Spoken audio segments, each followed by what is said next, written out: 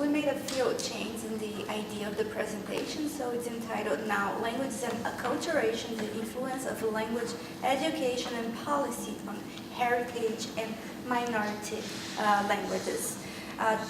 Viola and we have been conducting this study since I moved here. See? So it's been a pleasure to work with Professor Miglio, and we've been conducting a few studies, and this is one of them. So we're going to start talking about some definitions of a few important terms for us: heritage language learning, language maintenance, and language attrition here in California. Also, minoritized language loss, revitalization, and normalization in the Basque Country. So, what is the role of acculturation in relation to language learning and maintenance? Drawing a parallel between a minority language, which is a language that has been historically present in the region or country where its speakers are born and raised, such as Basque or Catalan in Spain and France, and also a heritage language.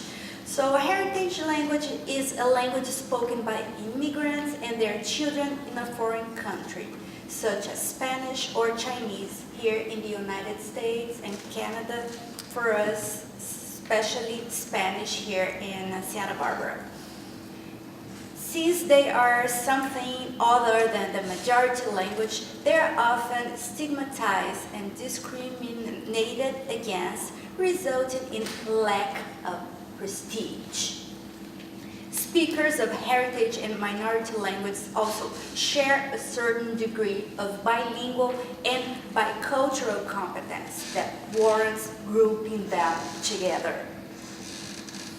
So, a consequence of this lack of prestige is that their speakers and their children encounter similar difficulties using or learning them, and few incentives for maintenance, whether Spanish or Quechua speakers in the United States or Basque speakers, say, in France. It's a different process in Canada, as we are carrying out currently another study in Canada and a parallel one here in Santa Barbara, in which we're seeing the differences between both contexts. In Canada, we have a program for keeping or maintaining the heritage language, in which children can go to school on Saturday to receive education on that heritage language, and it's free. And interestingly, children from other cultures can also take those courses, such as Chinese, which is really popular in Canada, and sometimes we have heritage speakers of Urdu learning Chinese on those courses for free. So let's define acculturation here, because it has an important role in this process of maintaining the heritage language. Acculturation is the process of participating in the normative practices of a cultural community, but also the change in affiliation patterns to one or both cultures, which include psychological and social cultural adjustments. This is a study that was carried out by Gia, Gotardo, and Herrera, in which we saw this pattern in terms of change in affiliation, which would lead to a better development of that specific language. In that case, it was Chinese. But it also helps, interestingly, it also helps to keep both languages in a very, I would say, in a very interesting prestige way of keeping both languages, which I mean it's positive to keep both languages in that specific context. So set adjustments are tied to language development and competence, which is critical for school readiness as well as emotional and psychosocial adjustments, not to mention the social and cultural challenges of the new environment. On those studies, they were focused, and we are focusing also on understanding how emotional and psychosocial adjustment might be related, how those children learn the new language, in that case English, and how can they keep their heritage language. In that case, it was Chinese and Spanish in Canada.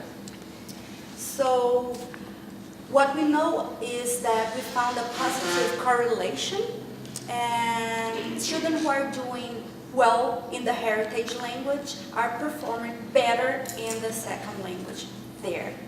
And it's all related to positively to the emotional and psychosocial aspects that we measured during that study, those studies.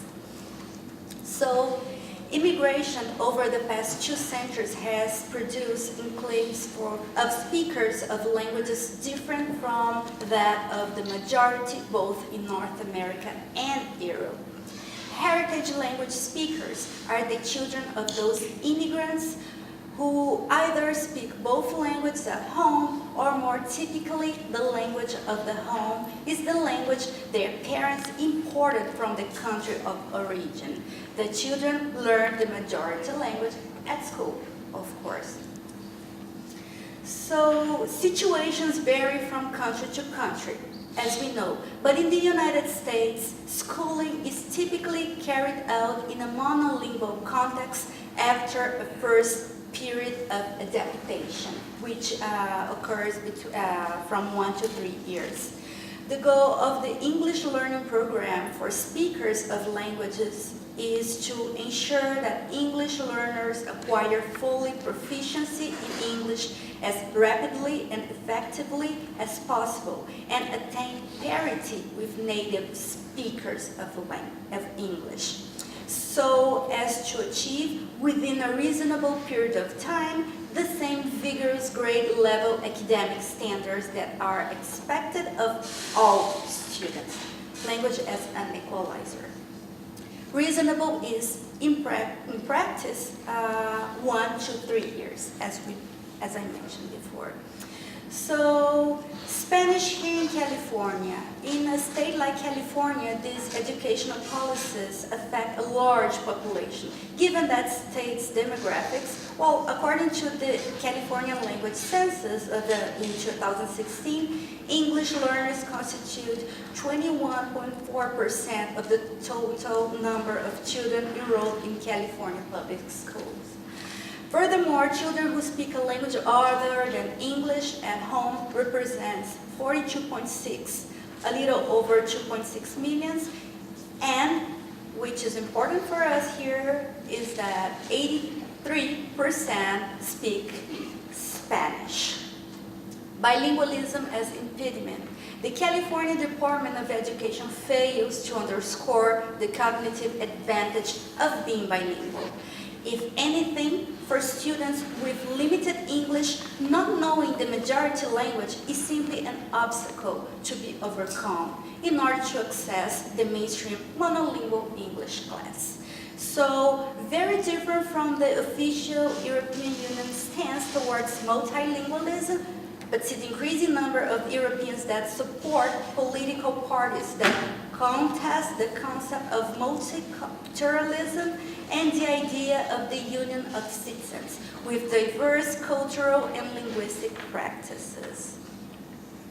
So, talking about the English-only movement, the connection between immigrant and intolerance towards linguistics diversity is also reflected in the rise of English-only movement in the United States as the repeal of bilingual education in several states with a high number of Spanish-speaking immigrants.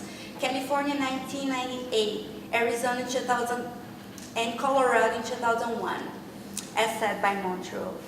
At least in California, newly found recognition of the importance of bilingualism as attested by the 2016 vote in favor of reintroducing bilingual education. So good for us. The current political climate is unlikely to bring about any positive change encouraging bilingual schools as the federal level in the United States, unfortunately. So, Viola, you want to keep from there? So, Sure. Yeah. So, Viola is gonna talking about our situation here in California.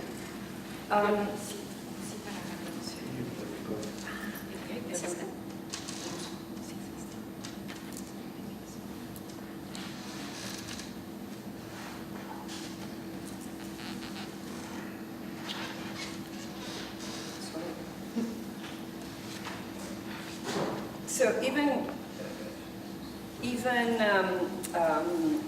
however, so in California, I mean, any legislation or any policy, obviously, that has to do with bilingualism, obviously affects a great number of people and a high number of students, which is why we're stressing how important this is. And even if 43% of public school students start off as bilingual, the most common outcome of this situation is in fact language attrition and loss by the third generation. And we've seen this time and again, although this was pointed out by Fishman in '67.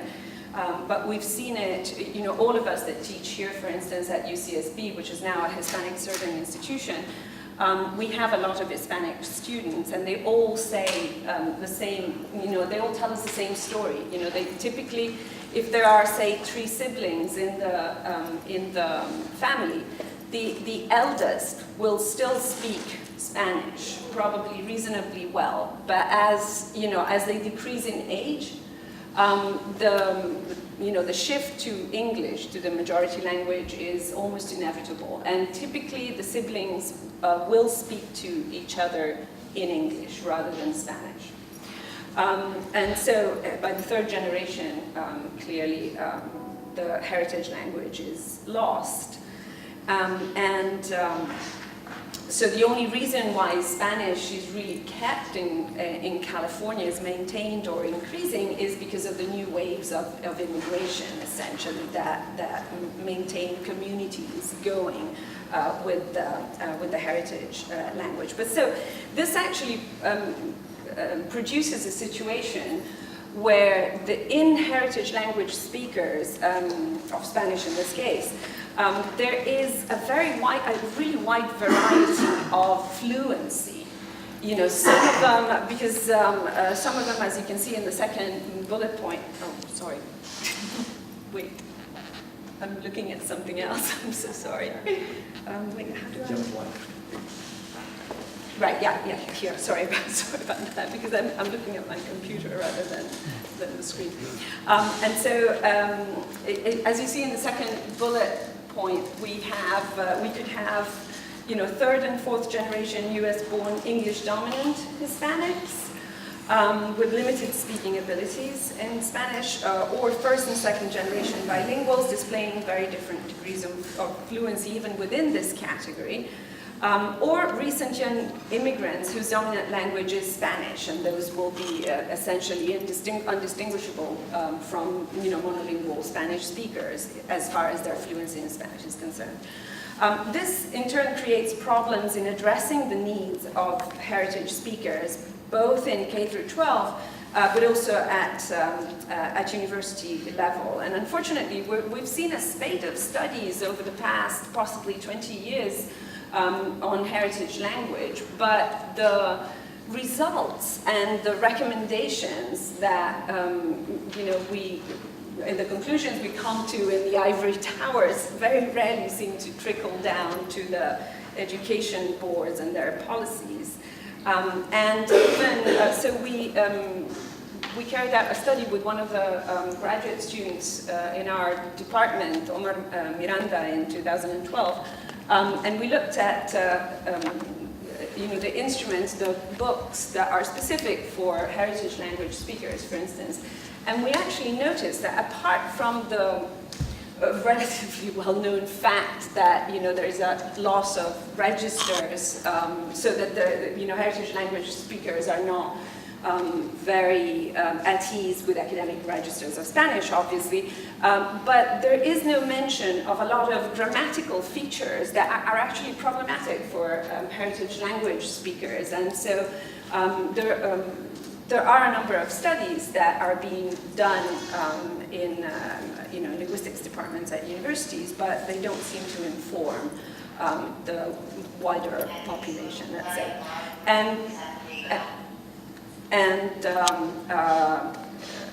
Okay, so there are some.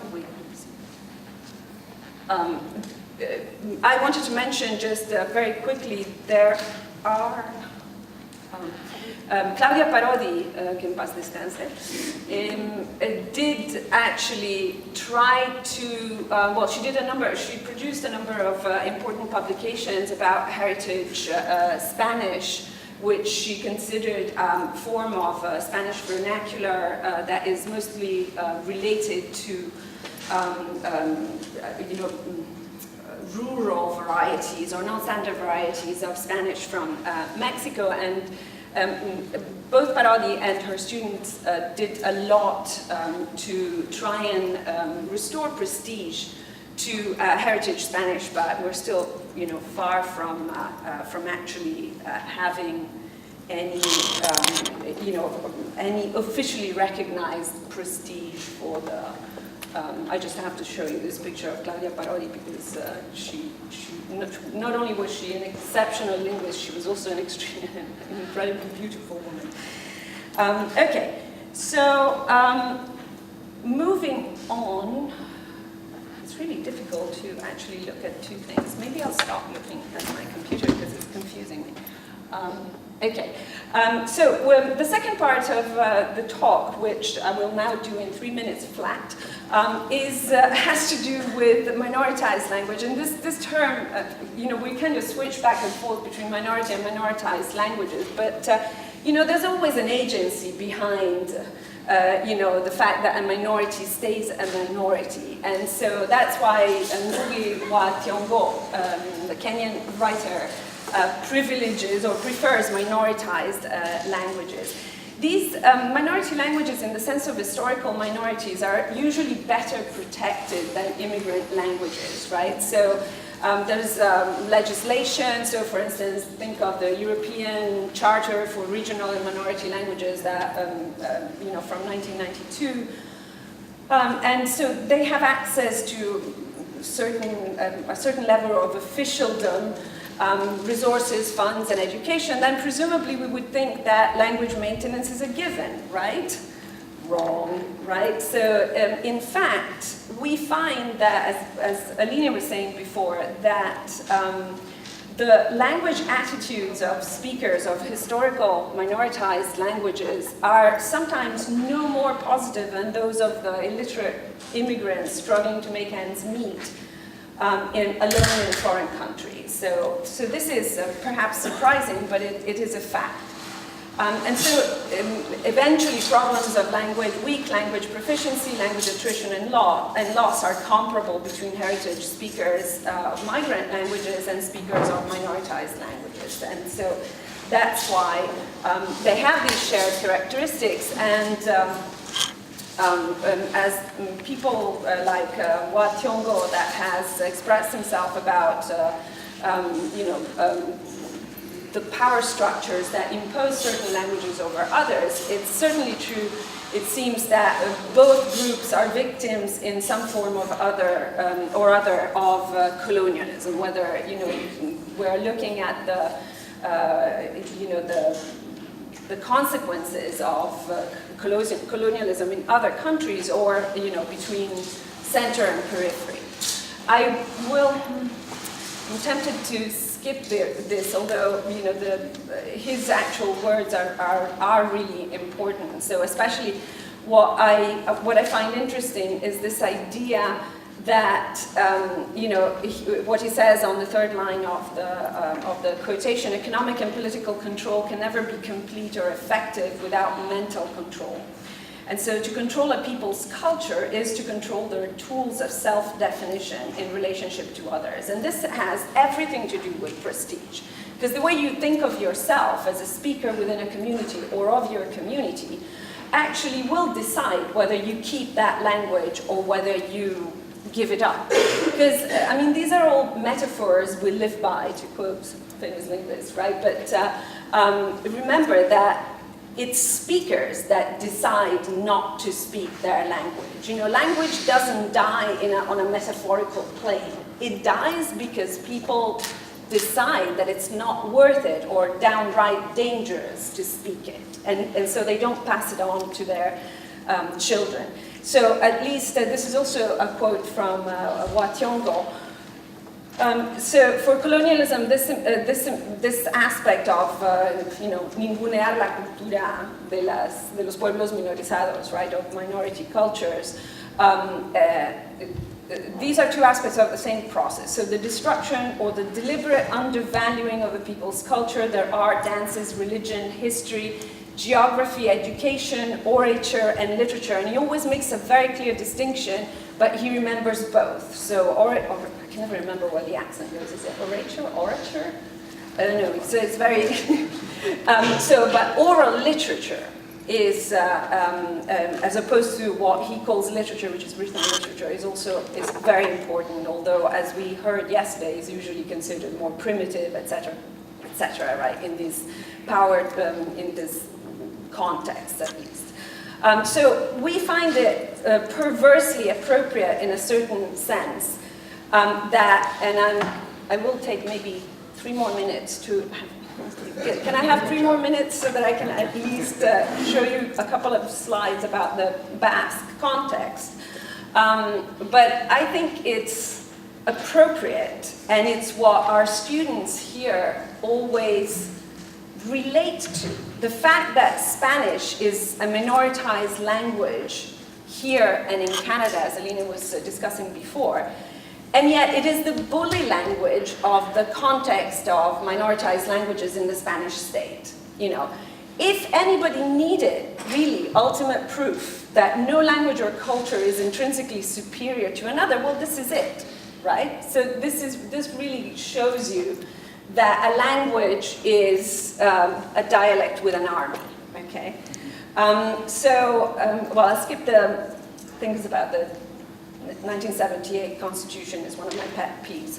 That shows that there's a clear, despite the advances after 40 years of Franco dictatorship, there's a clear imbalance between Spanish and the co-official languages in the Spanish state. But what I wanted to show you, if there is something that we can learn from the Basque context, where efforts in revitalization and normalization of the Basque language after this terrible period of 40 years where the handing down of the language was often interrupted because of the dictatorship. So in 30 years of marvelous immersion schools and offers to learn, to take 3 years off work, all paid if you learn Basque and then go back to your job, for instance. I wish I could be doing that. So between 91, and these are numbers that we took directly from the Institute of Statistics from the Basque Country. So between 91 and 2011, so 30 years, look at how many bilinguals has this brought, this fantastic immersion program. It's not that many, right? It's not a staggering increase. It is an increase, of course, 22% from 36.5%, but not staggering. Now, what is hopeful are these numbers. Right? So the level of competence in the younger generation has jumped from 20% overall to, 66% or over 82%. But one thing that I always tell my students is, or anybody that cares to listen or is forced to listen, yes, oh. You know, competence is not the same as usage, okay? And usage depends, so if you actually use a language, what, you know, always the words of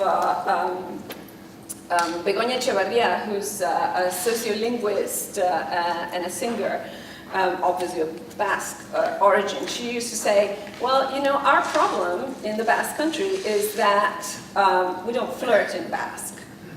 So, and that's the idea, right? So whether it's true or not, it kind of brings home the fact that whether you know how to speak the minoritized language doesn't mean that you will choose to actually speak it.